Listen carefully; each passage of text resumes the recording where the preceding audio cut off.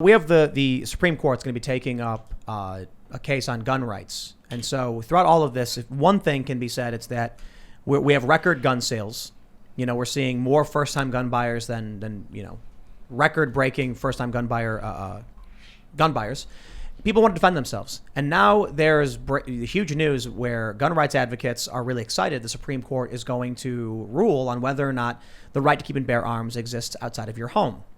But I do think it's funny that a lot of people think it's going to be a positive, and the left seems to think it's going to be a negative, probably because the court is, I guess on paper, 6-3, even though it's probably more likely 5-4. But there's a good possibility that they rule against gun rights, and based on the track record we've seen over the past couple of years, it seems more likely to me that the Supreme Court is going to rule we don't have the right to keep and bear arms. I don't understand the people in the gun community who are just assuming that this is going to be a positive outcome on this case. Were they happy with how the Supreme Court dealt with the election issues after the presidential election? Because they basically just washed their hands of the whole affair. Maybe that was appropriate, maybe not. I'm not an expert in election law, not even really an expert in gun law. My expertise is use of force law. But politics is downstream of culture. And to think that you could lose the culture, lose the legislature, lose the executive branch, and somehow the Supreme Court's going to step in with a cape and save you at the end strikes me as an unrealistic expectation for any kind of sustained society. I'm looking at everything that's going on, with we've been talking a lot about the Chauvin trial and, frankly, the injustice. I mean, a juror flat out saying she was scared of riots and destruction. I think that's all you need to hear, but obviously you can see with your own eyes how it was influencing the jury.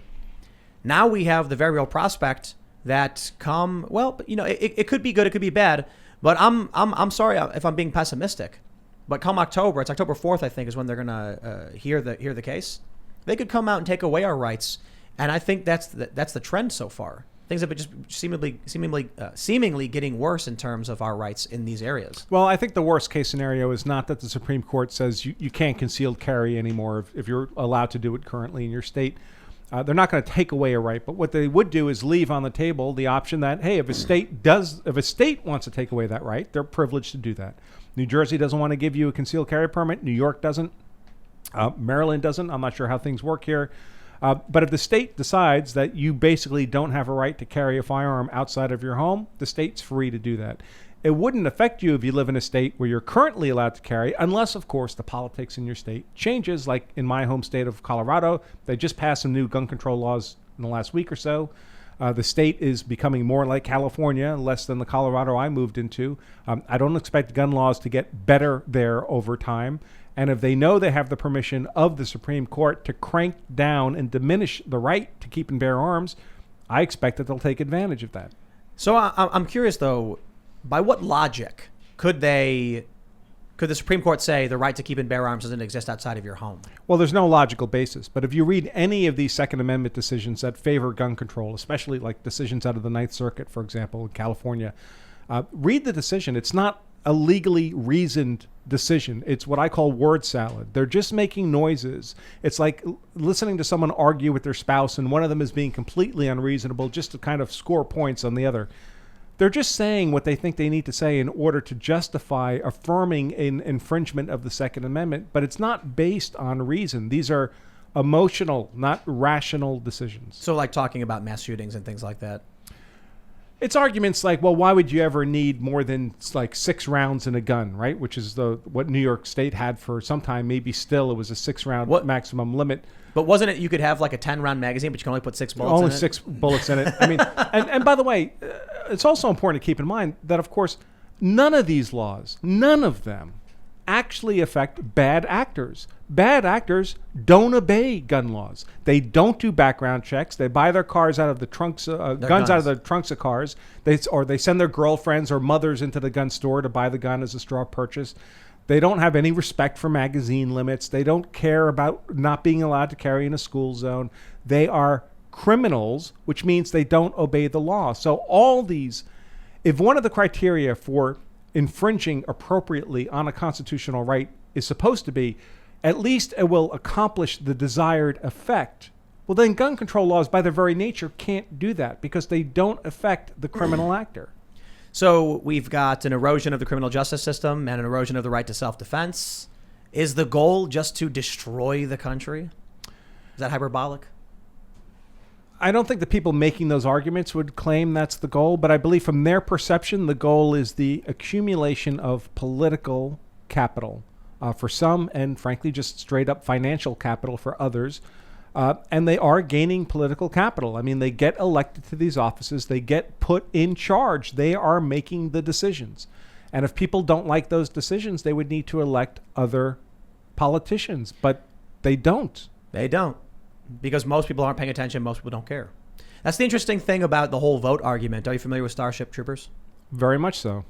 Service guarantees citizenship. Is that what it was?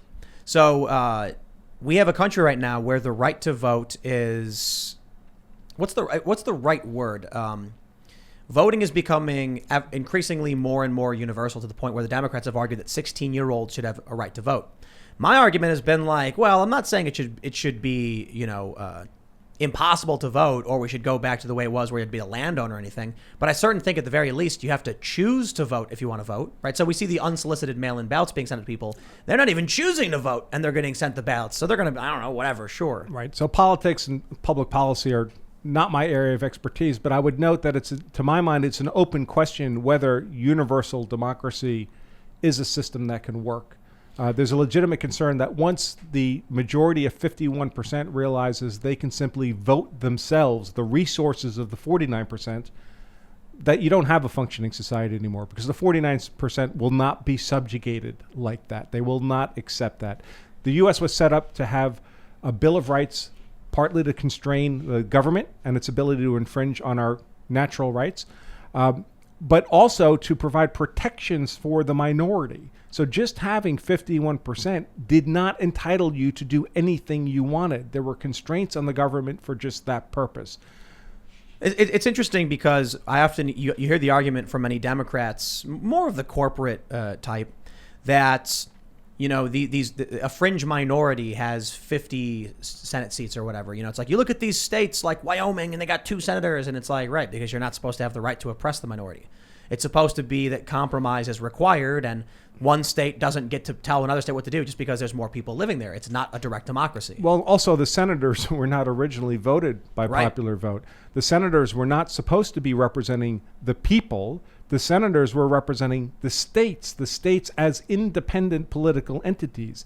The House of Representatives represented the people, House of Representatives.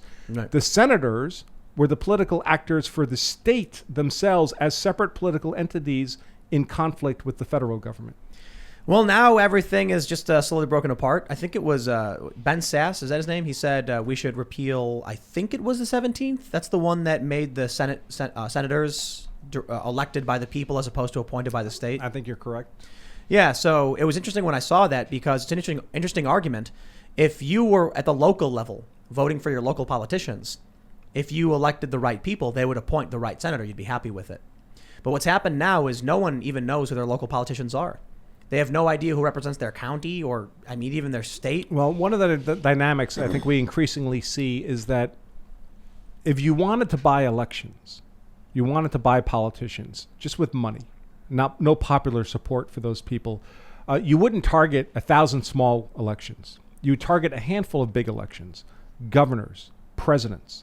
And I think we're seeing a lot of states where the legislature may be Republican, maybe by a large majority, and somehow they have a Democrat governor. Right. How does that happen? Well, it happens because money comes in to support that Democrat politician to win that single race. You focus all your energies on that race. You let the other team win all the smaller elections, because as long as you hold that executive branch office, you can veto whatever the legislature does, unless you're able to override your veto. But it's a disproportionate amount of power that if you expended that money in a bunch of little races and came up with only 49%, then you effectively have no power. This is why I'm a big fan of, or at least I like to entertain the idea that we don't allow people to donate outside of their districts where they live, where they declare residency. Because you look at someone like Ocasio-Cortez, and she gets millions plus from outside of her district. Pretty sure the same is true for Marjorie Taylor Greene. Not a fan of any of it. The people who live in the area should be the ones making the decisions. Instead, people are dumping money not only into the donations of the candidate themselves, but into commercials in those districts to swing these elections. And then you get people in Hollywood going into Republican areas and getting Democrats to win these races. Right. So how do you stop that? Right. I mean, I understand the motivation behind a lot of this election funding regulation laws that are passed. I just don't ever see it being effective because there's always ways to work around it. And then there's non-monetary ways to support a politician that you can't do anything about. If movie stars are going to come in and campaign for one person running for an election, that's going to have an influence, if only because they'll get TV time. It's effectively free TV commercial space. Exactly. For that politician. And I don't see any way to stop that from happening. You're right. And for me on this show, Ian brought this up the last time we talked about it. Well, by the nature of having a show with viewers, it would give me more power over anyone else because I can do a show from wherever I want and speak who I think is the right person to win. And it's powerful, it's influence. So it's difficult. What ends up happening is we have a system where the people of New York's 14th did not legitimately, in my opinion, or I should say, didn't, what's the right word I want to say? Knowledgeably, right? Like they didn't understand what they were voting for fairly. And I don't mean to single out AOC's district. It's basically every district, save a few smaller ones in certain areas no one really cares to fight over. But many of these people are just given propaganda. It's Republicans and Democrats. It's every single. There's very little honesty in politics. Period. Right. So, what percentage of the populace who can vote votes anyway?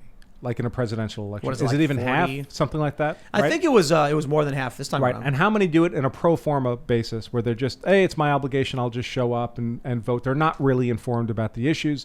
And that's in the higher level races. So when you get to the lower races, like we talked about earlier with who your local prosecutor is, they have no idea who those names are. None. And so if somebody can drop in a few TV commercials in that district, they just became the prosecutor in that district. I wish it was possible to say, hey, your vote doesn't count unless it's a well-informed decision. But we don't have a mechanism for doing that. Service guarantees citizenship. I'm actually, I wouldn't say half kidding, 75% kidding. I like the idea of having some kind of civic requirement for being involved in civics in some capacity. But I say 75% kidding because I wouldn't even know how you'd implement that, right? How would this restrict certain people who shouldn't be? How would it, not restrict those who should be? None of us would go out to our local supermarket and canvass the first 20 people we meet to ask them how they should run their own household. Right? What should I wear today? You're not going to ask other people. What should I invest my money in? Because you'll get lunatic responses. But all those people get to elect your government for you. Right. Does that make sense? I don't know. In our system of government, that's the public policy decision. Well, I mean, those human beings have had different systems throughout history. I'm not sure universal Democrat majority rules everything. Polity is one that's long-term sustainable. No, it's not right now. The cult worship thing where like you put one person in power and then that one person becomes like the cult leader, like Rand Paul. He's a target for bribes and they just get massive Rand Paul is a target for bribes? All of them. I just picked him randomly. Rand's like one of the only ones I like. Yeah, and pick somebody else. He's still bribable. Like a corporation comes in with $60 million or take him out to dinner or lunch and they want to fund his PAC or his campaign. And not Rand, not you, any of these people. So that's like a weak point in our system is that we have these individuals that can be bribed and bought and commercials. It's not so simple though. When Marco Rubio was doing a town hall, they questioned him. They said, I think it was Rubio. It might have been Ted Cruz. They were like, "You're getting money from the NRA," and he's like, "Yeah, they just give me money because they like what I already do. They're not bribing me." But the perspective was, "No, you've been bribed by them." It's like, "No, I'm pro-gun, so they gave me money because they want me to win." But this is just another way of saying they're all human beings. I mean, if you look at the Roman Empire during Caesar, he had the same drivers. He needed money. He went to war because that's how you acquired money. He had to pay off debts he accumulated by running for elections and getting political favors.